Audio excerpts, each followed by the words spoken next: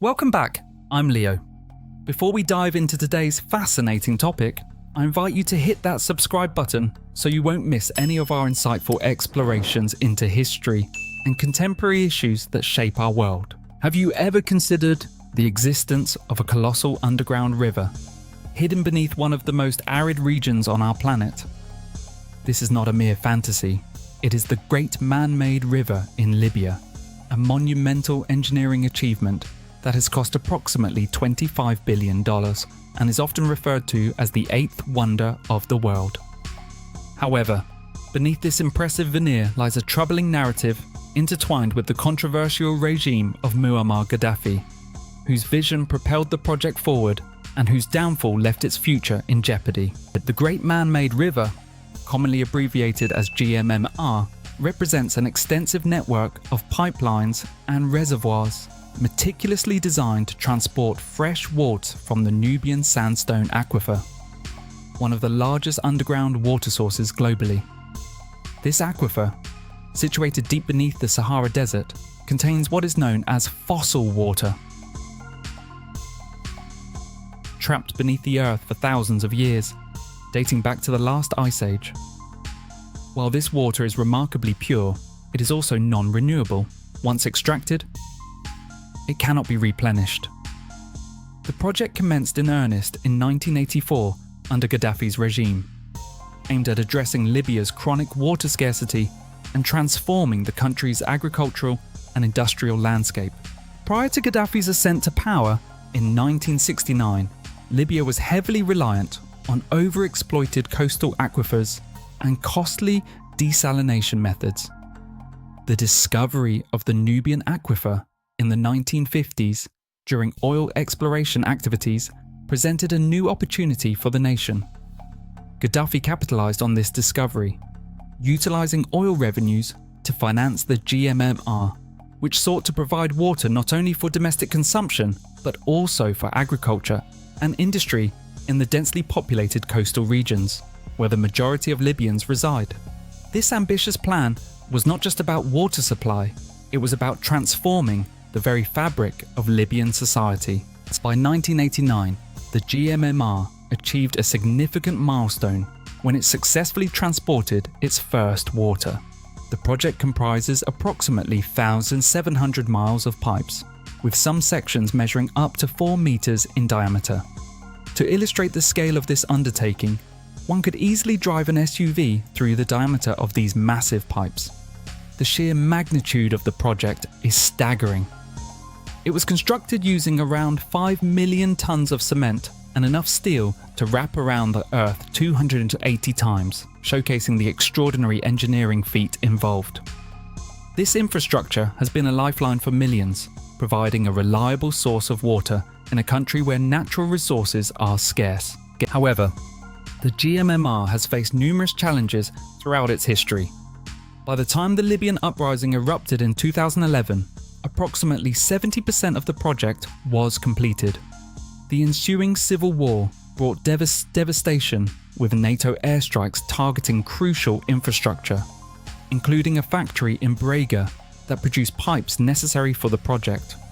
These attacks were justified on the grounds that the facility was being utilized for military purposes, but the destruction of such essential infrastructure resulted in significant setbacks, severely impacting the operation and maintenance of the GMMR. This not only disrupted water supply, but also symbolized the fragility of a nation caught in the throes of conflict. As the political landscape shifted following Gaddafi's ousting, the future of the Great Man-Made River became increasingly uncertain.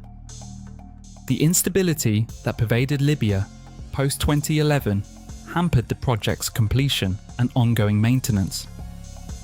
Reports indicated that by 2019, a substantial number of wells had been dismantled or rendered inoperable, further exacerbating the challenges faced by the GMMR. The precarious security situation in Libya has deterred foreign investment and expertise, which could have been instrumental in revitalizing the project. As a result, the GMMR, once hailed as a beacon of hope, now stands as a testament to the consequences of political upheaval. Malak Al-Tayeb, a researcher focused on Libya, emphasized that the GMMR heavily relied on Gaddafi's regime for its operational support and functionality. The financial backing and security provided by the government were crucial in maintaining the project's viability. As Libya continues to grapple with internal conflicts and a fragmented political landscape, the prospects for the GMMR appear increasingly bleak. Without the necessary political will and stability, the project risks becoming a relic of a bygone era, failing to fulfill its promise of water security for the Libyan people. The implications of this project extend beyond Libya's borders. As one of the largest irrigation initiatives globally, the GMMR was intended not only to achieve water self-sufficiency for Libya, but also to position the country as a leader in water engineering within the region. However, the current reality starkly contrasts this vision. Experts warn that the aquifer, being a finite resource, could run dry in as little as 50 to 100 years, creating a pressing dilemma for Libya.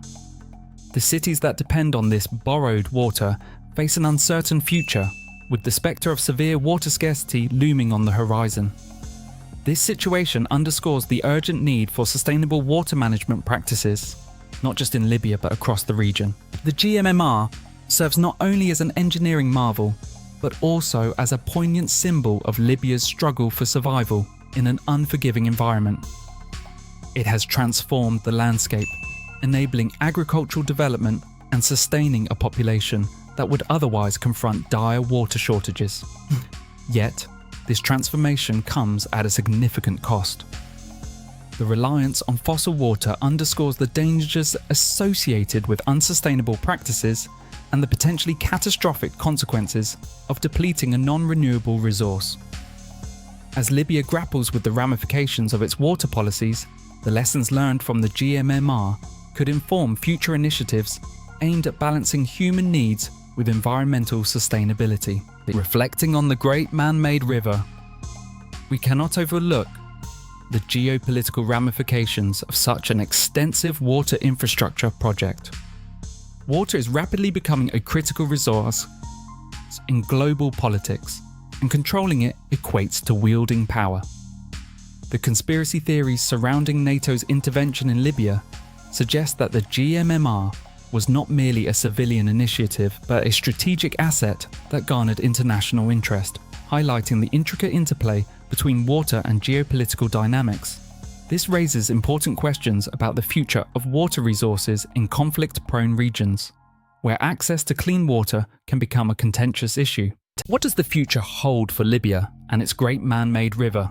Without substantial political stability and investment, the project may continue to deteriorate, leaving millions of Libyans without a dependable water supply. The hope is that the lessons learned from the GMMR will inspire future projects that prioritize sustainability and community needs over political ambitions, ensuring that access to water remains a fundamental right, rather than a tool of power. The fate of the GMMR is a reminder of the complex relationship between infrastructure, governance, and the environment, challenging us to consider how we manage our most precious resources in the face of adversity.